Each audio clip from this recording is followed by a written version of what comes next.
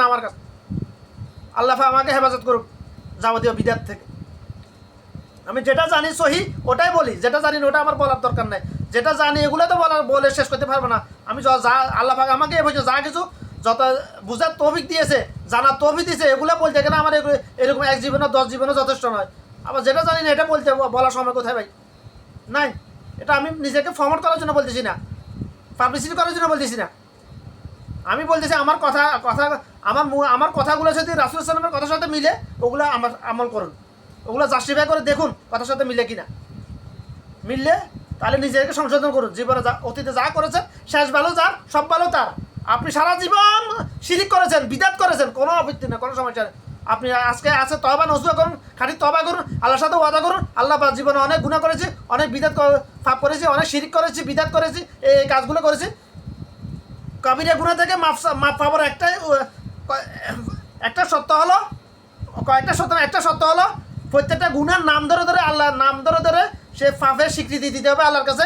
তারপর আল্লাহর সাথে ওয়াদা করতে বাকি জীবনে এই গুনাহ আর করবো না। তাহলে আল্লাহ পাক বলছে ওয়াজাবাত, মাফ করে দিলাম, মাফ। গুনাহ মাফ হবে না কেন ভাই? অবশ্যই মাফ হবে। গুনাহ কেন মাফ হবে না? মাফ চাবার মতো চাইতে হবে তো। যেভাবে চাওয়া শিখেছে আল্লাহ পাক, আল্লাহ রাসূল সাল্লাল্লাহু আলাইহি ওয়াসাল্লাম যেভাবে শিখেছে ওভাবে চাইলে মাফ কেন হবে না? হ্যাঁ, রাসূল সাল্লাল্লাহু যত সাহাবী ছিল সবাই জন্মের পর থেকে একজন 30 বছর 40 বছর 50 বছর শিরিক করার পরে ঈমান এনেছে। ঈমান আনার পরে তারা দুনিয়াতে জান্নাতে সুসংবাদ পেয়েছে অনেক সাহাবী যারা মুনাফিক, সাহাবীদের মধ্যে মুনাফিক ছিল সতীর্থ 1 2 জন, বাকি সবাই ছিল মুমিন। প্রত্যেক মুমিন সাহাবী জান্নাত তাদের উপর ওয়াজিব করে দুনিয়া থেকে গেছে। তারা যদি সারা জীবন, আমি তো শিরিক করি না জন্মসূত্রে, ইচ্ছা অনিচ্ছা। আমি তো মা কালী পূজা করছি, নাকি শিবের পূজা করছি, নাকি মহাদেবের পূজা করছি, আমি কখনো পূজা করি নাই। আমরা কি যারা মুসলমান করে তারা কি পূজা করে না? তারা ওইরকম শিরিক করে না। হ্যাঁ, অনিচ্ছাকৃত জাহেলিয়াতের কারণে নিজের কথা কর্মের দ্বারা বিদাতি আমলের কারণে শিরিক হয়ে গেছে, বিদাত হয়ে গেছে। বিদাত মানে শিরিক। ওয়াকুল্লু বিদাতি দালালা, ওয়াকুল্লু বিদাতি শিরিক আজকা, ওয়াকুল্লু বিদাতি দালালা। কোরআন আয়াত, রাসূলুল্লাহ সাল্লাল্লাহু আলাইহি ওয়াসাল্লাম হাদিস। তো অবশ্যই আল্লাহ তো মাফ করার জন্য বসে। আল্লাহ আদম সন্তানকে সৃষ্টি করেছে। আল্লাহ আদম সন্তান পাপ করবে, গুনাহ করবে, আর আল্লাহর কাছে মাফ চাইবে। এই জন্য তো সৃষ্টি করেছে। শুধু আমল করার জন্য সৃষ্টি করে নাই তো। শুধু আমল করার জন্য সৃষ্টি যদি করতে হতো, অসংখ্য অগণিত যার সংখ্যা আল্লাহ ছাড়া কেউ জানে না ফেরেশতাদেরকে বানিয়ে রেখেছে আল্লাহ পাক, তারাই তো যথেষ্ট ছিল। মানুষকে আল্লাহ পাক সৃষ্টি করেছে, মানুষ এবং জিনকে সৃষ্টি করেছে একমাত্র আল্লাহ পাকের ইবাদত করার জন্য। যেহেতু মানুষকে আল্লাহ পাক দুইটা ফিতরত দিয়ে দিছে, ভুলও করবে সঠিকও করবে। ভুল করলে আল্লাহ কাছে মানুষ আর শয়তানের মধ্যে পার্থক্য একটাই।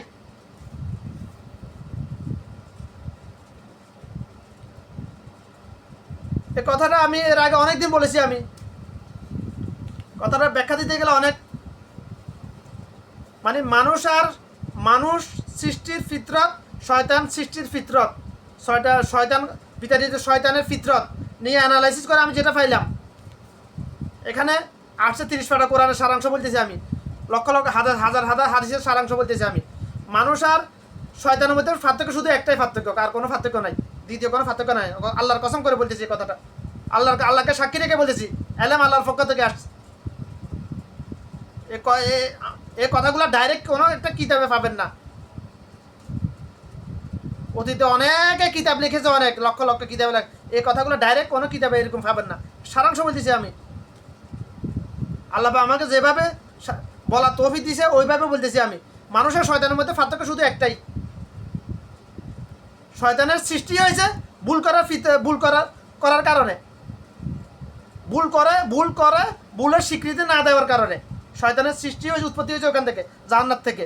বিতাড়িত শয়তান জান্নাত থেকে বাবা আদমকে যখন সিজদা করার নির্দেশ দিয়েছে, শয়তান বাবা আদমকে সিজদা করে নাই, আল্লাহর নির্দেশ অমান্য করেছে। ওটা ছিল আল্লাহর নির্দেশ।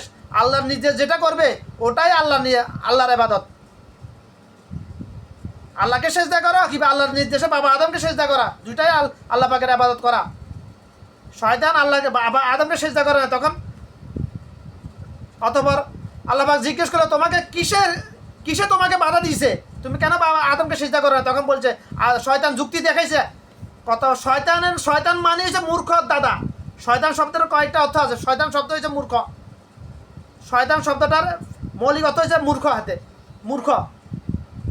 জান্নাতের থেকেই আল্লাহ, যে আল্লাহ তাকে সৃষ্টি করেছে, যে আল্লাহ তাকে সকল ফেরেশতাদের উপরে মর্যাদা দিয়েছিলেন, সে আল্লাহর সামনে দাঁড়িয়ে আল্লাহর সাথে যুক্তি দেখাইতেছে শয়তান। তো মূর্খ নাকি শয়তান? মূর্খ নাকি আমি মূর্খ? কত বড় মূর্খ জাহের হলে শয়তান এ যুক্তি দিতে পারে। আদমকে বানাইছো তুমি মাটি দিয়ে, আমাকে বানাইছো আগুন দিয়ে।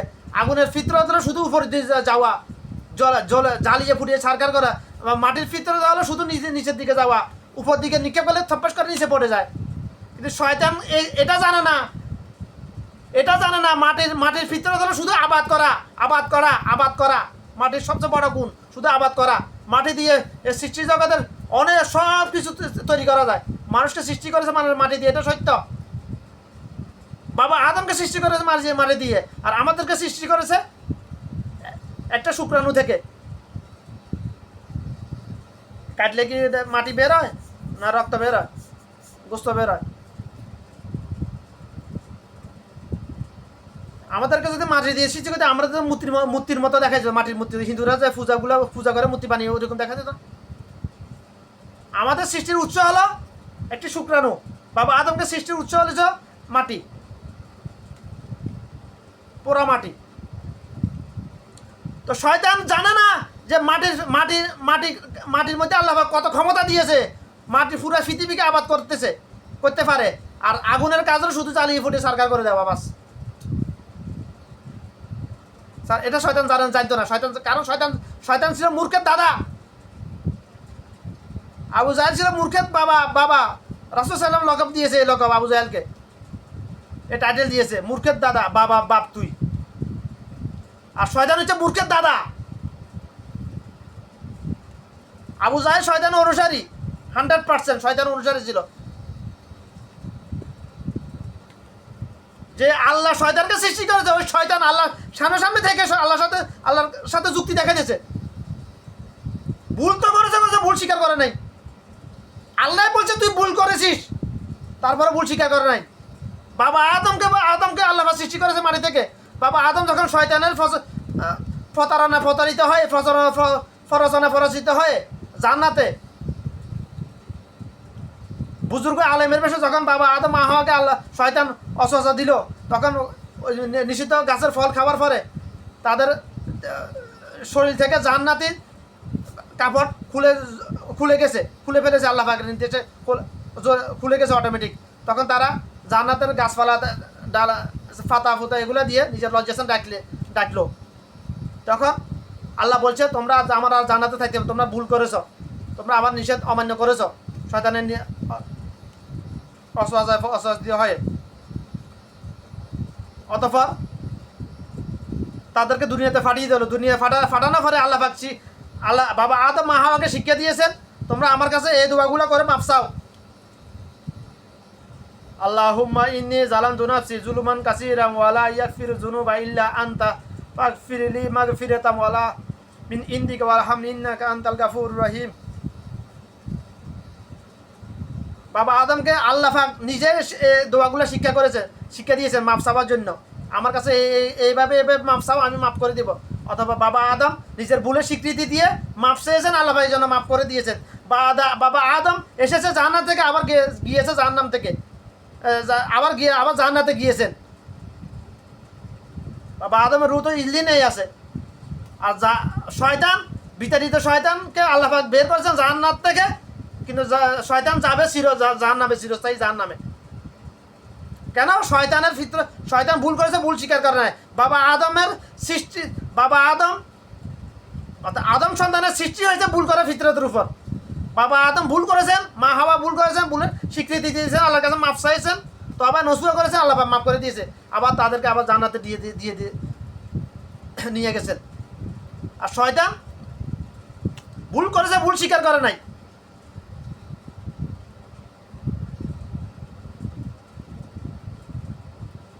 ভুল করেছে, ভুল স্বীকার করে না, এই জন্য শয়তান চির জাহান্নামী। সে ওই শয়তানের ফিতরত যে মানুষের মধ্যে আছে, সেই শয়তানের অনুসারী, যে শয়তানের অনুসারে সে হয় চির জাহান্নামী হবে, না হয় নির্দিষ্ট সময়কালের জন্য জাহান্নামী হবে। আল্লাহি আলম, আল্লাহ ভালো জানে। আমার বলার ক্ষমতা নাই, অধিকার নাই যে তুই চির জাহান্নামী, তুই জাহান্নামী। তবে যে মানুষ, যে আদম সন্তান শয়তানের অনুসারী, কারো সাথে যে আদম সন্তান ভুল করে, ভুল স্বীকার করে না, নিজের দোষ অন্য কারো মানে দোষকে ফেঁসায় নিজের দোষ করেছে, নিজের থেকে তো স্বীকার করে না, অন্যকে যদি দোষটা দেখাই দে তারপরে স্বীকার তো করে না, উল্টা ওটাকে ফেঁসায় যে অন্যের ঘাটে ছাপাই দেওয়ার চেষ্টা করে, তারা সবাই শয়তান অনুসারী। যে শয়তান অনুসারে শয়তান যেখানে গেছে সেখানে তো যাবে। আচ্ছা, একটা মিছিলে যখন স্লোগান দেয়, আমি একসময় মিছিল দিয়েছি, আমার পিছনে হাজার হাজার মানুষ ছিল, এরকম মিছিলে আমি স্লোগান দিয়েছিলাম, নেতৃত্ব দিয়েছি আমি একসময় বিএনপির আমলের। আমি গত 17 বছর আগের কথা বলতেছি। আমি মিছিলের স্লোগান আমি দিয়েছিলাম। আমি যেটা বলছি পিছনে হাজার হাজার লোক ছিল, সবাই এটাই বলেছে। আমি যেদিকে গেছি ওরা ওইদিকে গেছে, এরকম মানে আমি উদাহরণ দিতেছি। আমি আমার কথাটা বাস্তব, এটা সত্য বলতেছি, আমি মিথ্যা বলতেছি না। আমি এরকম করেছি, লিড দিয়েছি, আমি মিছিলে স্লোগান আমি দিয়েছি। শুরু ছিল নারায় তাকবীর আল্লাহু আকবার দিয়ে শুরু করেছি আমি। তারপর স্লোগান দিয়েছি দলীয়গুলা, যে যাই ওটা বললাম না। একটা মিছিলে লক্ষ লক্ষ লোক থাকতে পারে, কিন্তু সামনে যে থাকে, সে যেদিকে যায় ওদিকে তাকে সবাই অনুসরণ করা লাগে। সে যে স্লোগান দেয় পিছনে সবাই ওই স্লোগান দেয়। সেই এক অবস্থা, যে শয়তানকে অনুসরণ করবে, শয়তান কোথায় যাবে এটা পৃথিবীর সকল ইহুদি কাফেরও জানে। এখন শয়তানকে যে অনুসরণ করবে, শয়তান যেখানে যাবে, যে অনুসারী সেখানে যাবে। এখন শয়তানের এই ফিতরত যার মধ্যে আছে, সে শয়তানের অনুসারী, এবং শয়তান যেখানে যাবে সে ওখানে যাবে। বাবা আদমের ফিতরত যার কাছে আছে, সে বাবা আদমের অনুসারী, আল্লাহর অনুসারী। বাবা আদম যেখানে গেছে সে ওখানে যাবে। বাস, এটাই সংক্ষিপ্ত আলোচনা। এটাই আমার ব্যাখ্যা, অনেক ব্যয়বহুল।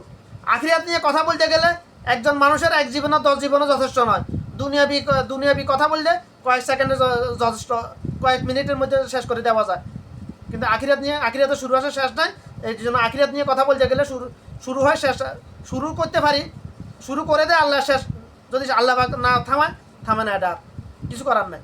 কথা একটা হাদিস নিয়ে কথা উদ্দেশ্য ছিল একটা হাদিস নিয়ে কথা বলার, অনেকগুলো হাদিস বুঝাইতে হলে চলে আসবে। একটা হাদিস বুঝাইতে হলে হাদিসের ব্যাখ্যা দিতে হলে আরো অনেকগুলো হাদিস